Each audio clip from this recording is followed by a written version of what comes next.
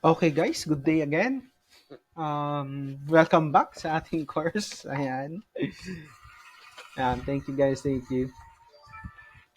Okay. So, previously, we are already in the chapter 2, part 2 of our discussion of the separate and consolidated financial statements as of date of acquisition. Right? Right.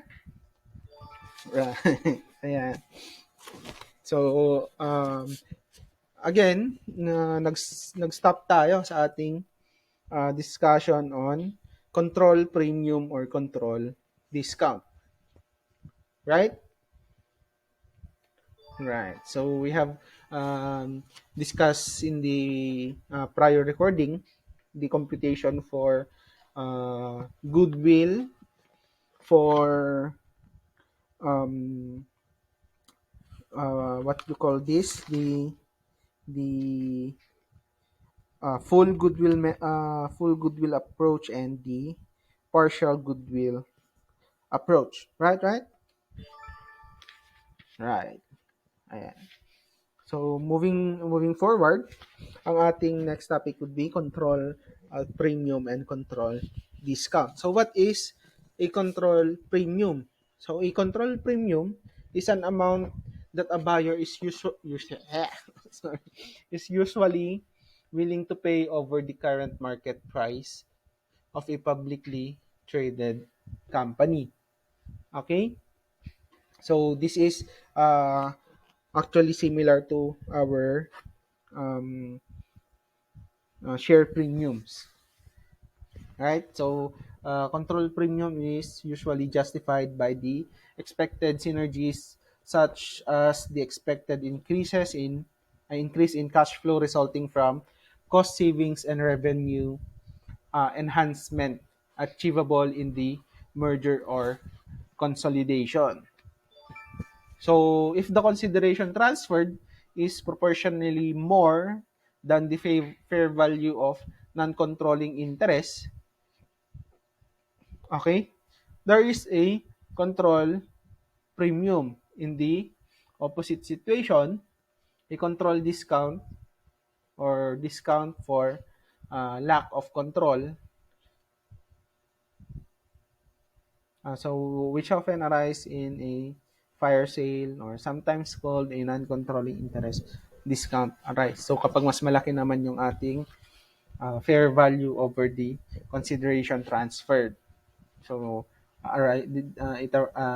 control discount arises. Right? Right. So uh, um, to understand it more, so let's take this as an example. So illustration 1-2, this is actually can be seen sa ating book, page 123. So you can um, have it as your basis. So Sun Company has 40% of its share publicly traded on an exchange. So Pluto Company purchases the 60% of non-publicly traded shares in one transaction, paying 6,300,000 based on the trading price of the shares of Sun Company at the date of gaining control, a fair value of 4 million, okay, assigned to the 40% non-controlling interest or fair value of non-controlling interest. So indicating that Sun Company has paid a control premium of 300,000. The fair value of Sun Company's identifiable net asset is 7 million and a carrying value of 5 million. So following the computation below for goodwill and non-controlling interest under three options are as follows. So proportionate basis or partial goodwill approach. So for the partial goodwill approach, as you can see, yung ating consideration transferred, which is 6,300,000, is 60%, okay, of the net asset. So less the book value of the um, net asset, which is 3 million, or 5 or 60% of the 5 million book value, that is 3 million. So our allocated excess over the allocated excess of the consideration transferred over the book value of the net asset would be 3,300,000. So less the over or undervaluation of assets, that is the difference between the um, fair value and the book value.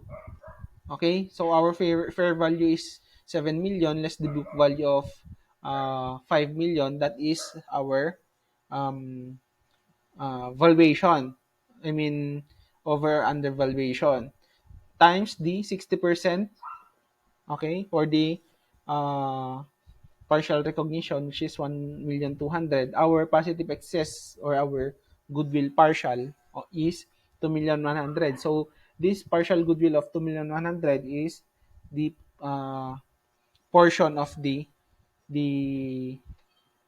uh, purchase per our acquirer. Right, right, right.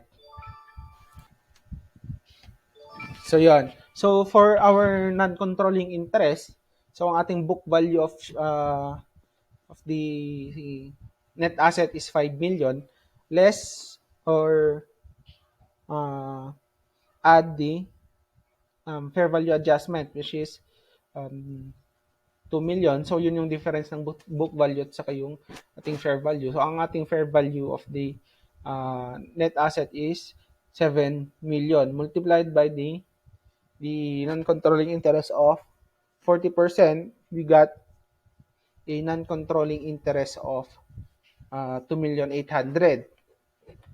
Right? Right, right? Yan. Right.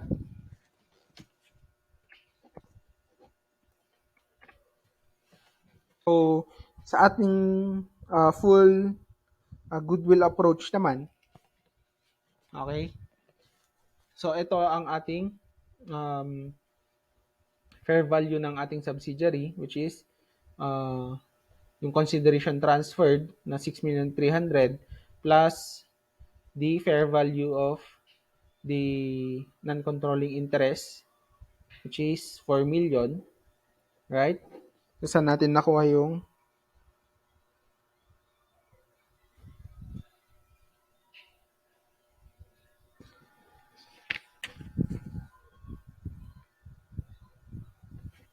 saan natin nakuha yung 4 million? That is actually the non-controlling interest of 2,800,000, di ba? Sa ating partial without the goodwill. Okay? Plus the non-controlling interest on the full goodwill approach of 1,200,000.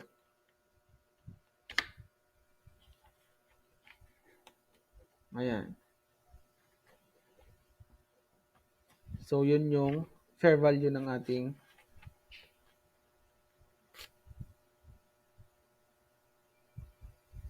right? Yan. Fair value ng ating non-controlling interest. So, the total fair value of our subsidiary would be 10,300,000 less the book value of the uh, net asset, that would be 5 million. Ang ating allocated excess would be 5,300,000 less the valuation difference of 2 million. We have a goodwill of 3,300,000. Right, right? Yan, nagets ulit. So, yung consideration transferred natin na 6,300,000, okay? Plus, yung fair value ng ating non-controlling interest considering the amount of uh, goodwill. Okay? So that would be 10,300,000.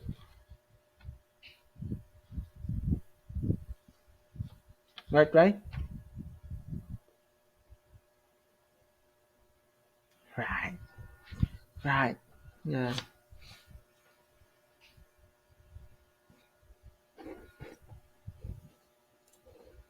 Wait lang ha. So, excuse me.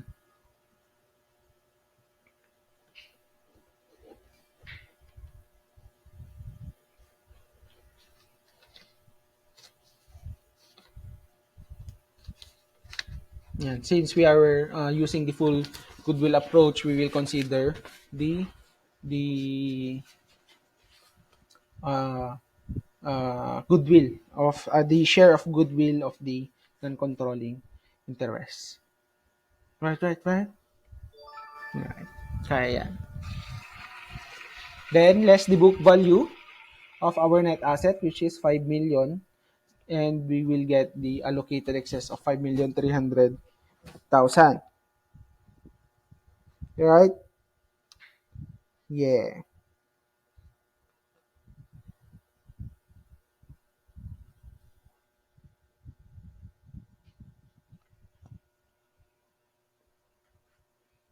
So, dun sa allocated excess natin na 5,300,000, ilaless natin ngayon yung excess, um, I mean, the excess due to the difference in our valuation, which is the book value of 5 million compared to our fair value of the net asset, which is 7 million. So our um, valuation difference is 2 million. So yung tatanggalin natin yung difference na yon from the allocated excess, and we will get a positive goodwill of 3,300,000. So we will if we will get back sa ating um, sa ating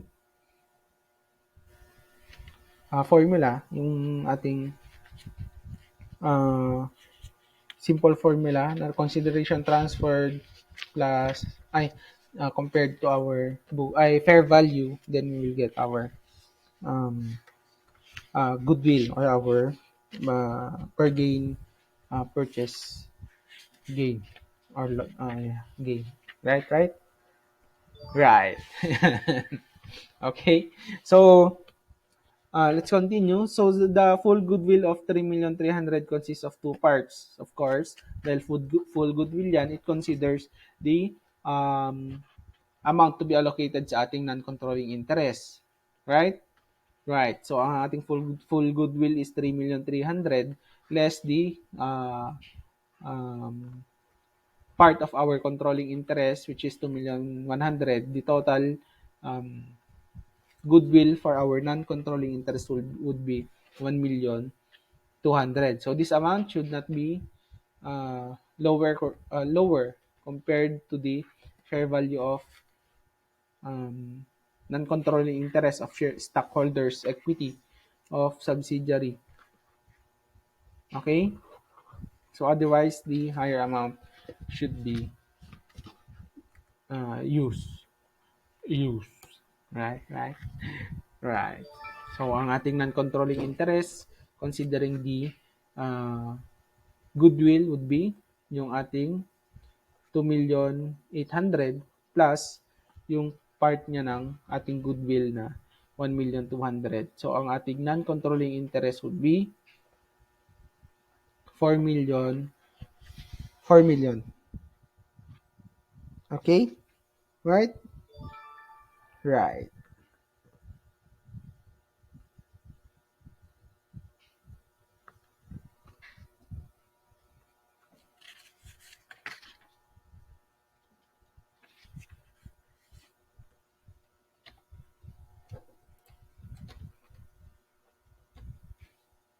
Okay? So ano nangyari?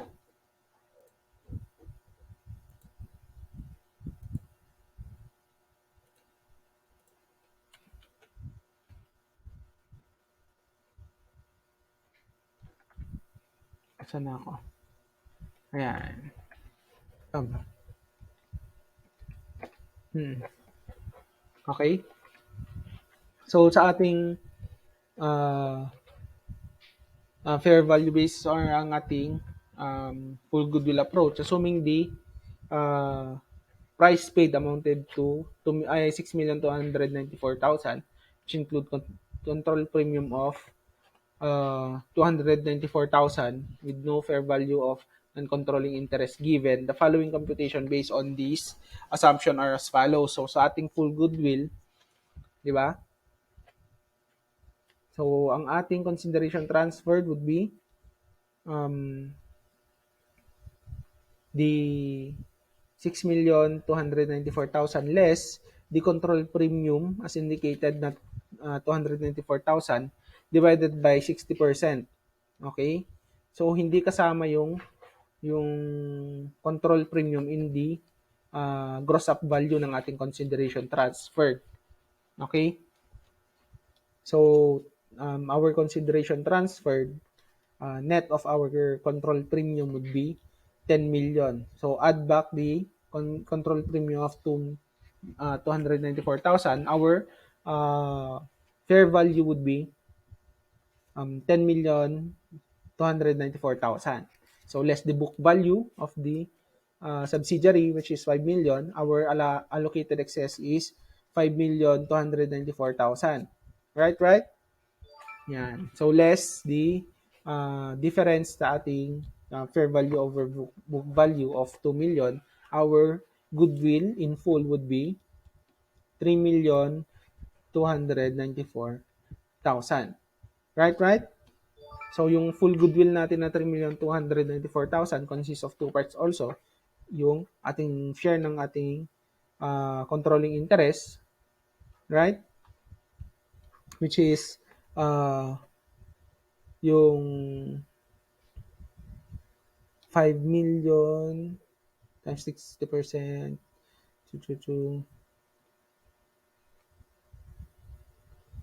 ayan, less the 60%.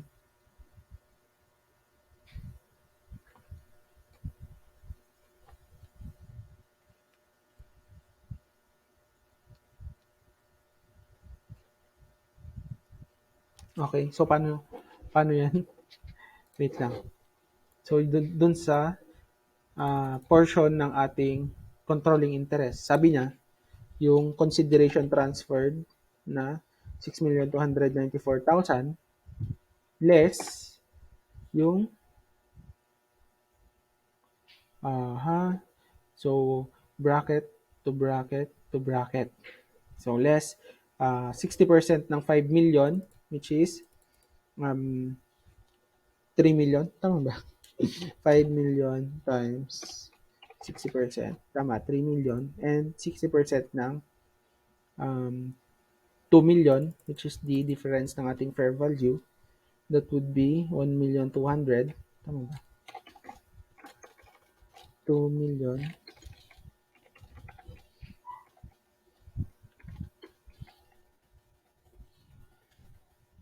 times 60%.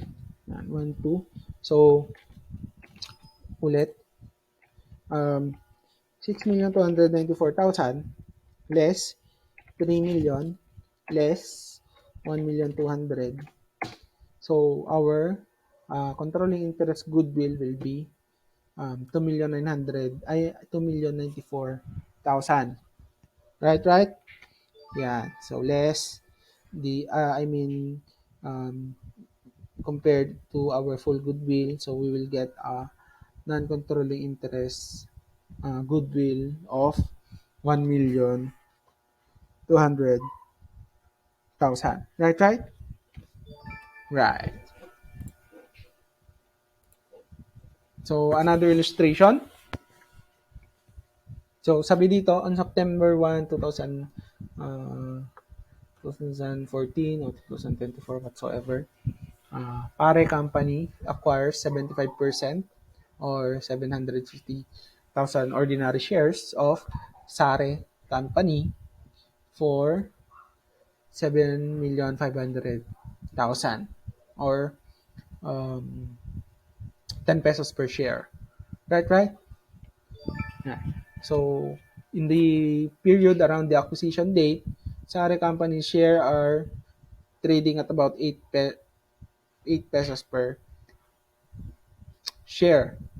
So, pare, there's a premium over market because of the synergies. Choo, choo, choo, choo. It therefore reasonable to conclude that the fair value of SARES as a whole may not be 10 million. In fact, the independent valuation shows that the value of SARES ay SARE company is 9,700,000. Okay? So assuming that the fair value of the net asset acquired is 8 million, which has a carrying value of 6 million. So, paano natin i-compute yung ating goodwill sa ating uh, partial goodwill approach? So, yung consideration transferred natin of 7,500,000 less the book value, right? Book value of stockholders equity net asset. So, yung 6 million times 75%. Saan natin nakuha yung 6 million? Yung carrying value, right? Right. Yan. Times 75%, that would be 4,500,000. So, ang ating allocated excess is 3 million. Less the difference ng fair value at saka book value, which is 1,500,000. So, ang ating partial goodwill pertaining to the share of our controlling interest would be 1,500,000. So, sa ating non-controlling interest naman, okay, so yung ating book value ng ating subsidiary, which is 6 million, plus the adjustment to reflect the fair value, okay, of net asset, that is 2 million. So, ang ating fair value ng ating equity is 8 million. Right, right? Right. So, times the percentage of our non-controlling interest, which is 25%. Our non-controlling interest value would be 2 million. Right? Yan. So, sa ating full value, full goodwill approach naman, so, yung fair value ng ating subsidiary as indicated sa ating given is yung 9,700,000. Right, right? Right.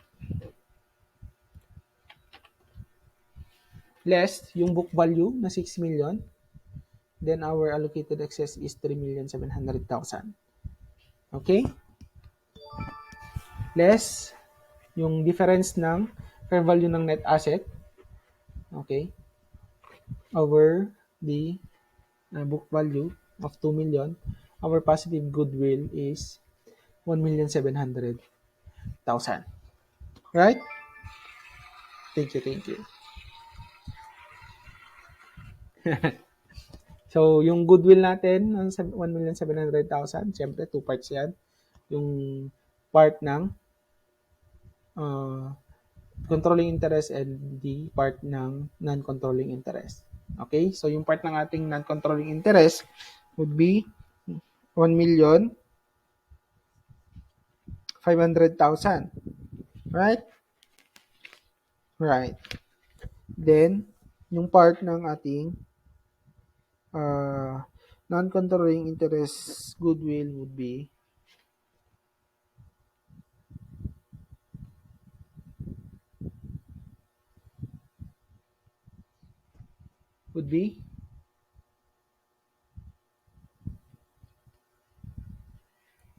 200,000. Okay?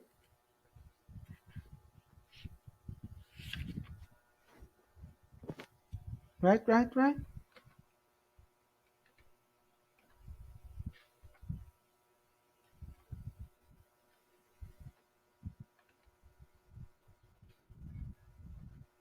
Sorry guys, wait lang.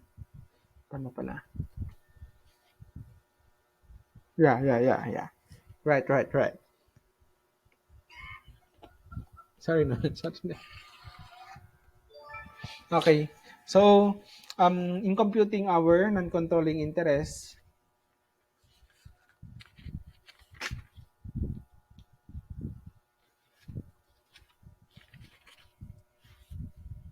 yung ating non-controlling interest na partial, that would be 2 million less the,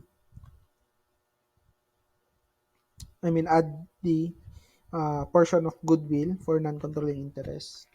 So, our non-controlling interest would be 2,200,000. Yay! Yay! Yay! Thank you, thank you.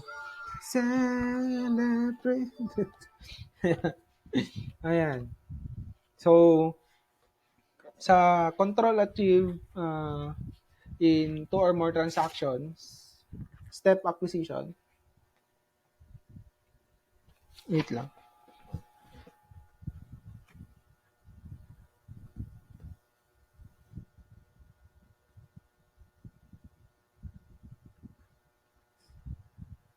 So,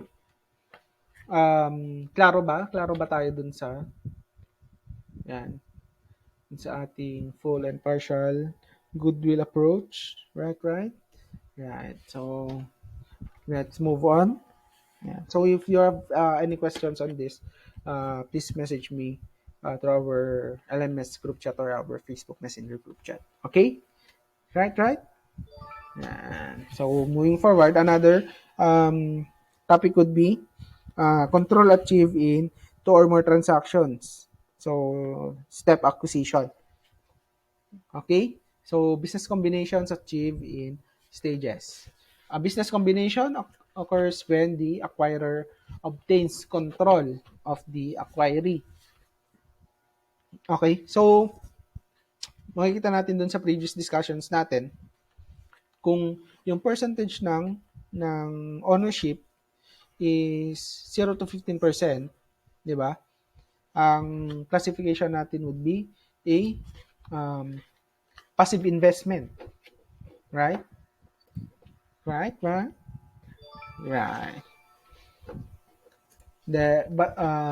But if yung ating investment would uh, I mean as a percentage of um, 20% to 16% to 49%, ganyan.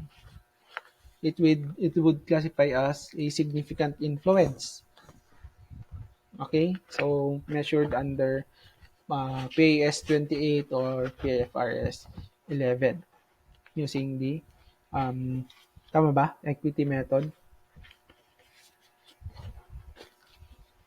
Right, right? Okay. And under PAS 27 and PFRS 10, if the ownership or the interest is more than 50%. Right? Right. Ayan. So, sabi dito, it is at the date of the second acquisition of shares that the business combination occurs.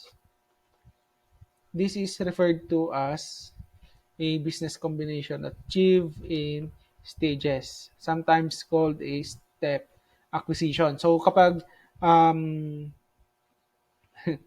tatlong combination, no? So, kapag yeah.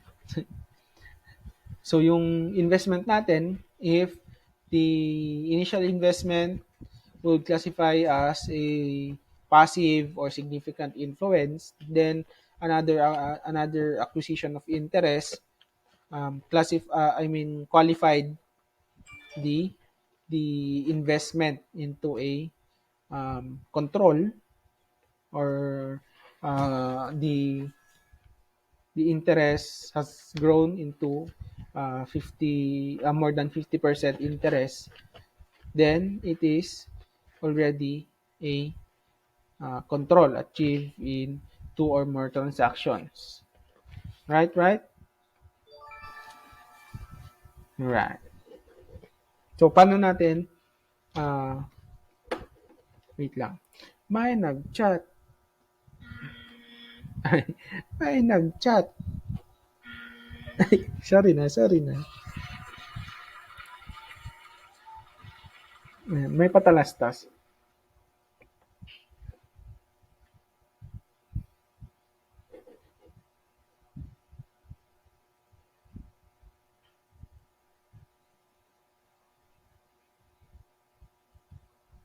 Ayan. So, may nag-share. Patalastas lang. Sabi, protocol for the establishment of Belens for Christmas daw. Alam niyo yung Belen? Ayan. Alam niyo naman siguro. Wala kayo dito pag di niyo alam yung Belen. Sabi, a maximum of 4 shepherds will be permitted around the crib. Yan. So, limited na yung bisita. All will have to wear face masks and observe social distancing. So, uh, in compliance sa ating IATF guidelines. Okay? Joseph, Mary, and baby Jesus will be able to stay together as they form part of a family bubble, right? Tama. The three wise men will be subjected to a 14-day quarantine regardless of whether or not they have tested negative for COVID as they come from ano to non Schengen area. So dahil dayo sila bago sila makisalamuha, kailangan mo na mag-quarantine. Right, right? Yan. The angel flying over the crib will not be allowed due to aerosol effect produced by the flapping of wings. Siyempre, kapag masyadong malakas yung hangin, di ba? Mas mabilis yung transmission. So the choir will be restricted to one person because of the risk of contamination. So wala nang choir. Solo singer na lang. And no shepherd shall be more than 65 years old. Bawal ang mga senior. All non-essential participants like yung mga Romans, yung mga sinners, forbidden. Pilates will explain to all authorized participants how to wash their hands. Ayan. So bago sila pumunta sa bago nila bisitahin si baby Jesus. Mas dapat ma-orient sila. Thank you for this message, Miss Ma'am Joanne Alihali. Very, very meaningful. Ayan, patalastas lang yun, guys. Right? Right? Okay. So, let's continue. So, to illustrate this further, ayan, let's take illustration to -4. So, stop acquisition. So, Pares Company acquires 15% of syrup companies. Wow, Pares syrup. Common stock of, for 500,000 cash and carries the investment as FDT OIC investment o CI investment pala. Yan.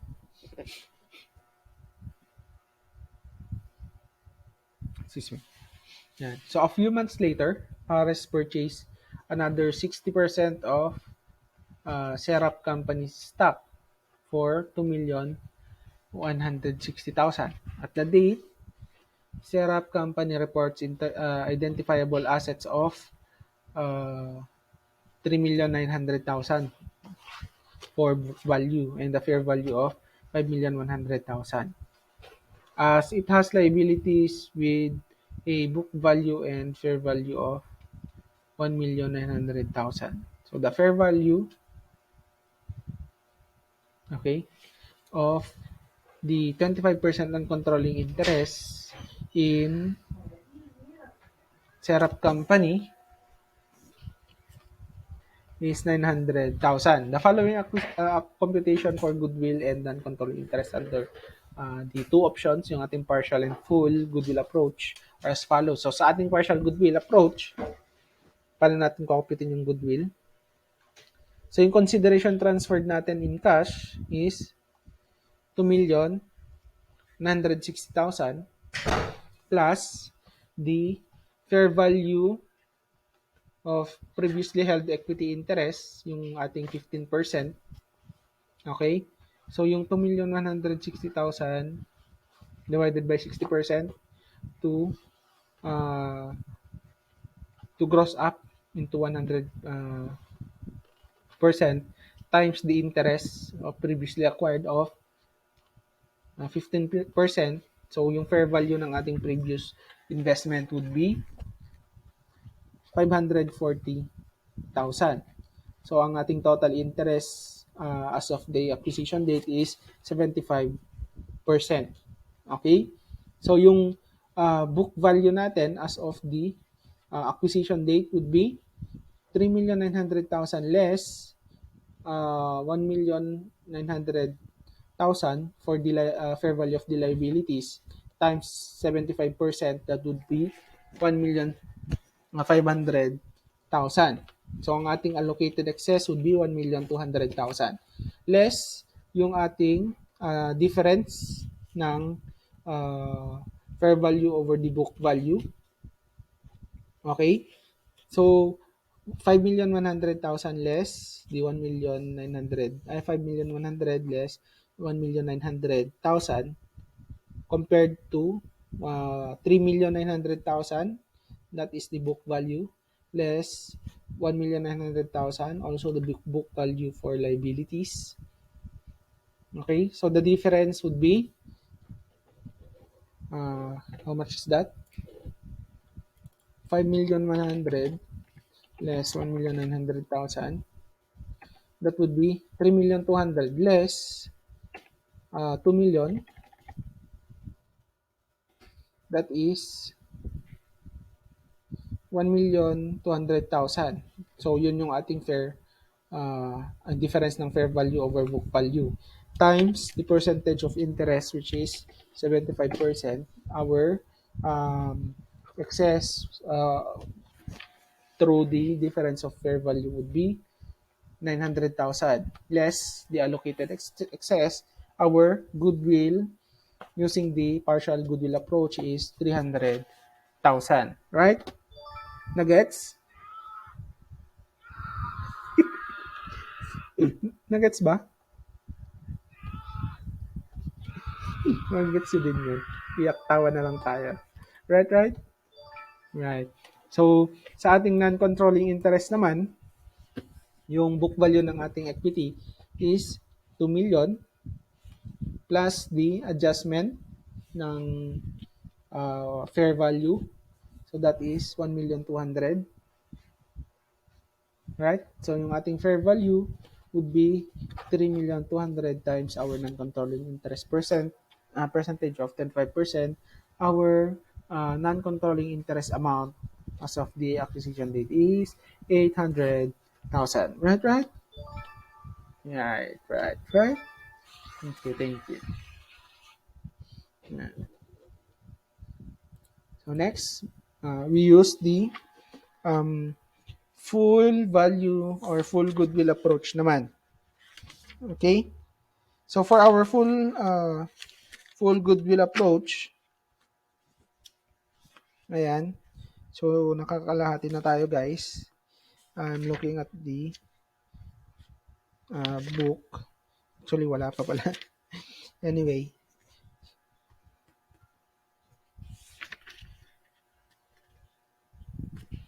Ay, hala siya.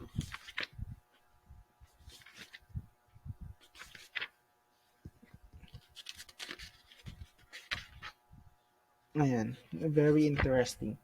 Ayan. So, sa ating full value Yan. Full value basis naman, yung ating consideration transferred as given is 2,160,000. Right? Right. So, i-gross up natin para makuha natin yung fair value nung previous interest natin. Bakit natin i-gross up? Para makuha natin yung fair value ng ating interest previously purchased, right? Right. Yeah. So, same computation as for our partial goodwill. Okay? Plus the fair value of non-controlling interest. So, ito, given to. Ayan.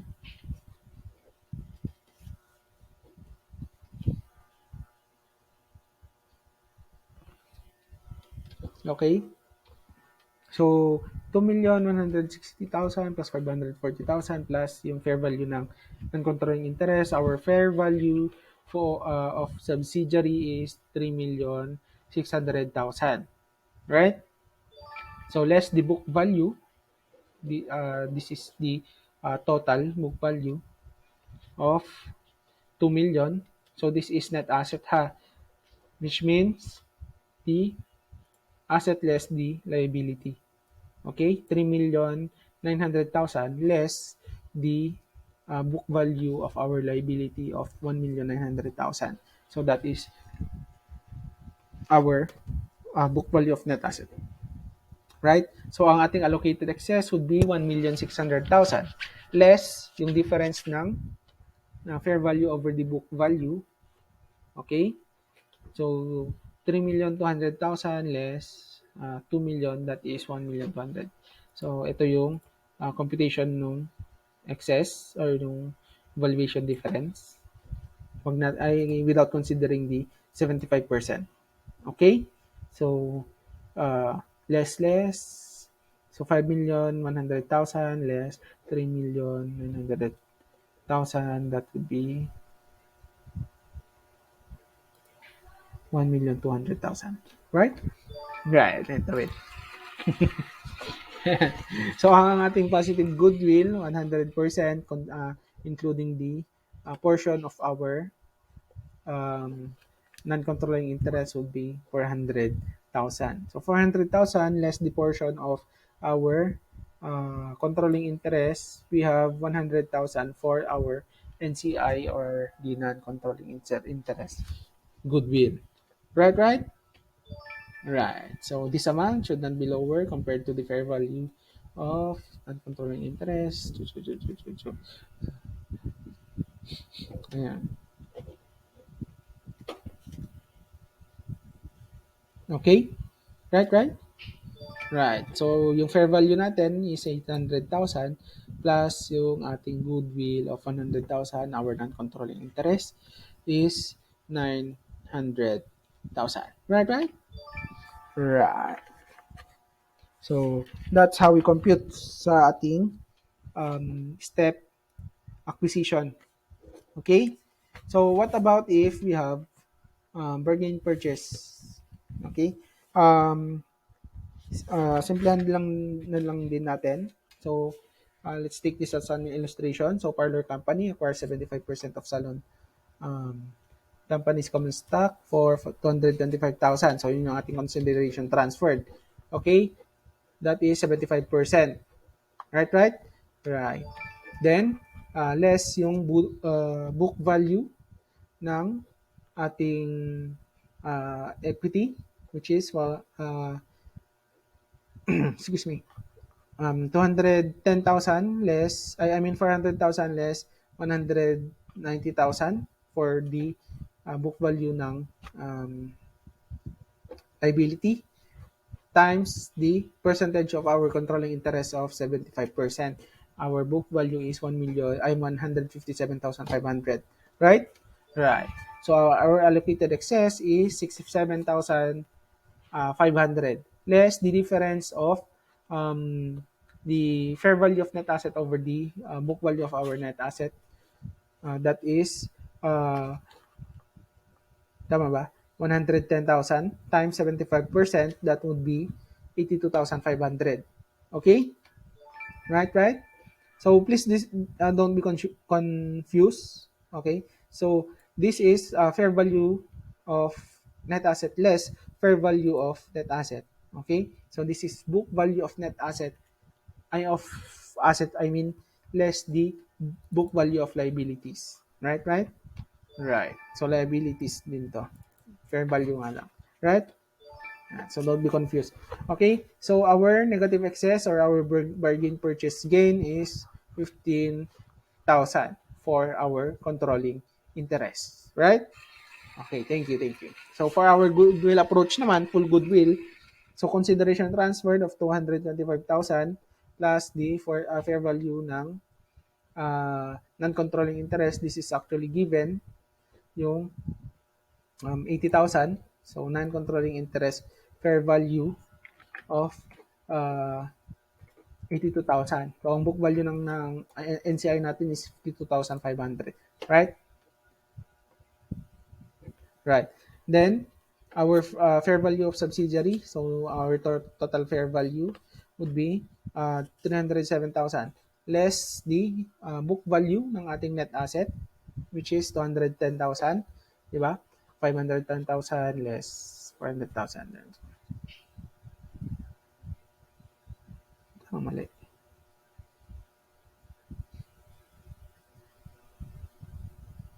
Ay, ayun, tama pala. 400,000 less 1 book value pala. So 210,000, our allocated excess is 97,000 compared sa ating fair value over book value na difference, which is 110,000. Ito yung sasabi ko. Our kunyari, our negative excess in full is 13,000. Right, right? So the controlling interests are attributable to parent only. Okay? So ayun. So yung ating excess of our purchase gain of 13,000 will be for the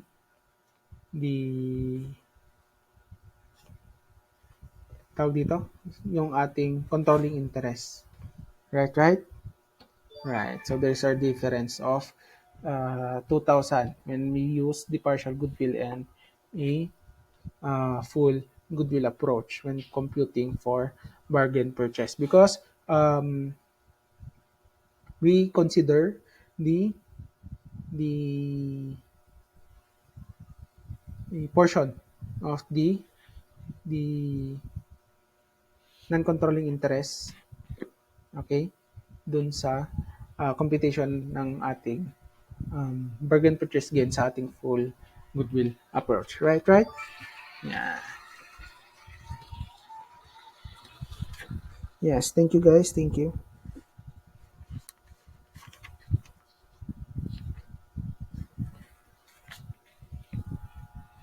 Yeah. So, wait lang ha, for a while.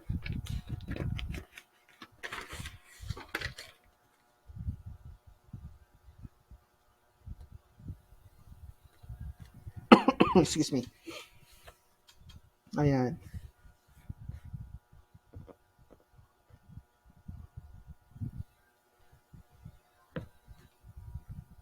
Okay. So, ayun nga.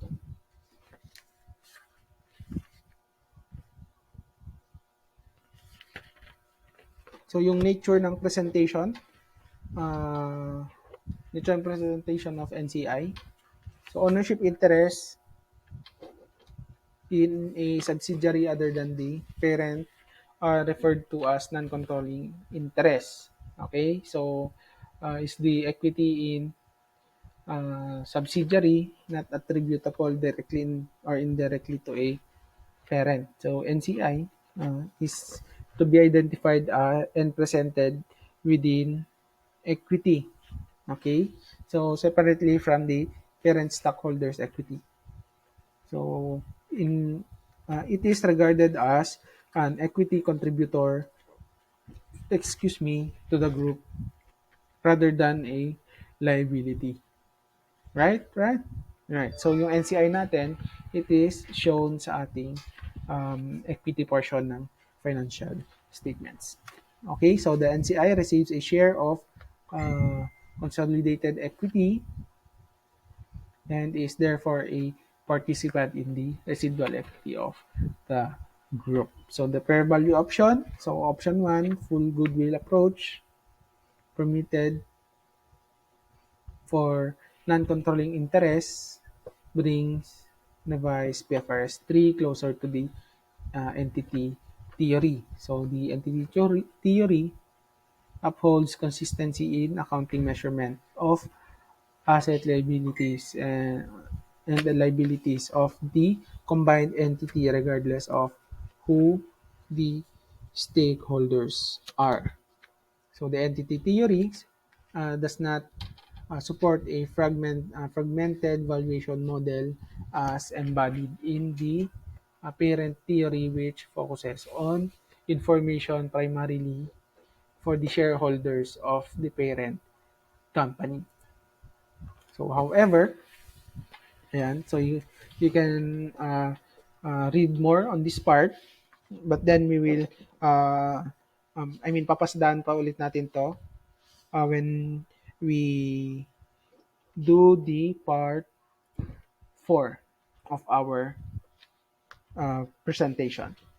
Okay? So if you have any questions, clarifications, violent reactions, please don't hesitate to message me through our Facebook Messenger group chat or our LMS group chat. Okay? And that's it. See you again on our next recording. Have a good day and thank you. Bye guys. Bye. Thank you. Kaya pa? Kaya pa ba guys? Okay, bye guys. Thank you.